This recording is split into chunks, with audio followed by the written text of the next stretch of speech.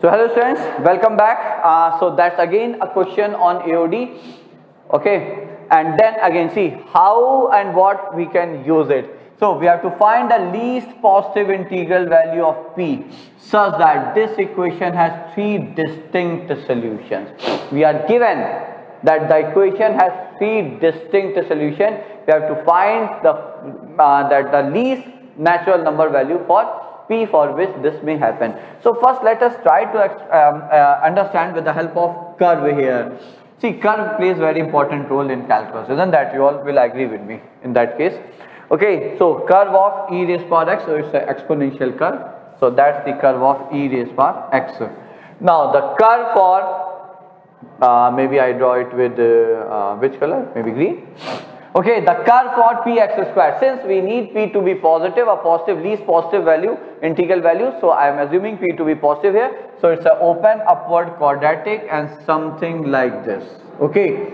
Now you may say that we got only two roots, but see, if this curve has two roots, if it intersects, see, it will definitely intersect the y is equal to x curve on the left side of y axis for negative x, for sure. Okay, no doubt about it. And it will, if it intersected on the right side once, it will definitely intersect it twice. Why? Because see, the infinity of exponential function is the largest infinity if you compare the infinities of exponential, algebraic and log. Log infinity is the smallest infinity and exponential infinity is the largest infinity. So as x gets larger, this curve, the blue curve, is bound to intersect this, is bound to get above the green curve, the curve for x square, p times x square. Okay, so this is for sure that this curve will meet it. So this will meet the blue curve here somewhere, here again. That is for sure. Okay, so if you have two solutions, one is for sure. If you have two solutions, you will have three solutions for sure.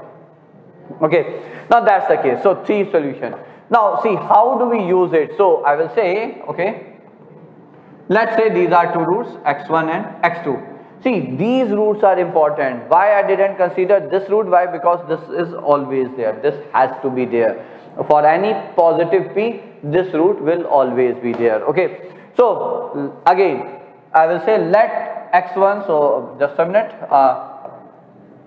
let x1 and x2 be two roots of the equation e raised to the power x is equal to p times x square. Okay, let them be the two roots of this equation. So what does that mean? So again, applying, so now I am using, see, in the last question I didn't use the word, I mean the word Rolle's theorem, I am using it here. So applying Rolle's theorem. So what does it say? It says between two roots of an equation, its derivative has at least one root. Okay, so applying Rolle's theorem, we can say that the equation, the derivative of this equation, which is e raised to the power x. So you will say, okay, let me say fx is e raised power x minus px square. So equal to 0. So fx equal to 0 has two roots, x1 and x2. So its derivative f dash x equal to 0 will hold true for some x belonging to x1, x2, isn't that? So that's the same statement which we used in the last question also. So I think all of you agree to it. So that's the Rolle's theorem. Okay, so if you wish, I can again, I should rather. So the statement is x belongs to the closed interval a to b such that f of a is equal to f of b, then the equation f dash x equal to 0 has at least one root in the interval a to b. That's the statement of Rolle's theorem which we use quite often in calculus. Okay, that's the form which we use in calculus. Okay, that's the application form of Rolle's theorem, bachon. So that's what I am doing.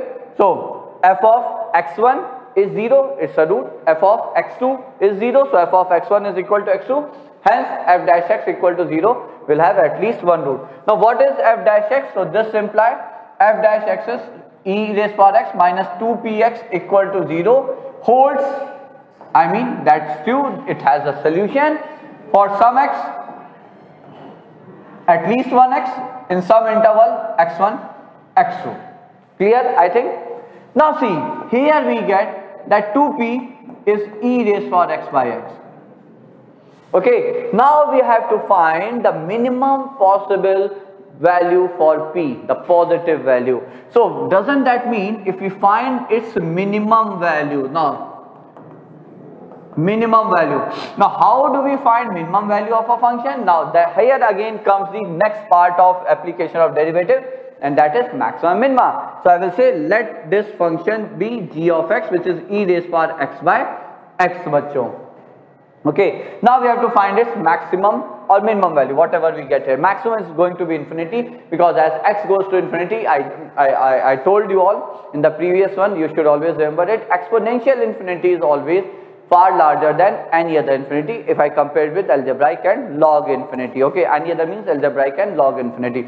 So maximum is infinity for sure. For minimum, so what will we do? We will differentiate it and equate it with 0. So its derivative applying quotient rule. So x square and then x into derivative of numerator e raised power x minus numerator into derivative of denominator, and this is equal to 0. We take e raised power x common, x minus 1 equal to 0. So x is equal to 1. X is equal to 1. Why 1? Because see, I am not considering the negative x. As I said, I will consider, because to have 3 distinct solutions we need to have positive root. That's what I explained there. Okay, because negative root is a very obvious part of for this equation e raised power x is equal to px square, even if p is positive, any positive value. Negative root will always be there. Okay, what will decide for 3 distinct solutions? You need to have 2 positive roots. So x is 1 here. Now put the value of x. So therefore, so of course we got only one value, so that simply means that it will give us minimum. I am not going to check it for maxima or minima. That you can do using second order derivative, and then checking it out. If the second order derivative comes out to be positive, the value is minima. At that point you get minima, and if second order derivative comes out to be negative, the value of the function at this point, the critical point, x is equal to 1, will be maxima. It has to be minima for sure. So p is equal to e by 2. So we need, what we need is actually greatest integer of p. So this thing. So the minimum possible value, we need p, but since we need the like the integral part, okay, so the integral part here is e by 2, and e is 2 point something, 2.71, 2.72, close to it. So by 2 is 1 point something. So the value is 1 here. So the least possible integral value of p is 1 here, bachcho. Okay, just a minute. If p is greater, rather I am sorry, because see, we need the minimum value and we got it as this, so it is 1 point something. So the smallest p will be greater than equal to 2, so the answer should be 2 here. Why? Because see, the point is we are getting 2 solutions and the minimum value came out to be like e by 2, bachcho. Okay, minimum value came out to be e by 2. Okay, now it may happen that if you consider the value, because 1 is less than e by 2. Okay, if we go on increasing the value here, the curve, the quadratic curve, green curve will get more steep. Okay, so definitely it will intersect it. For any larger value of p, it will definitely intersect the e raised power x 2 times. But if you consider a smaller one, it will get a bit broad like this. It may happen that it doesn't intersect. So the answer should be p. P is equal to 2 according to me here.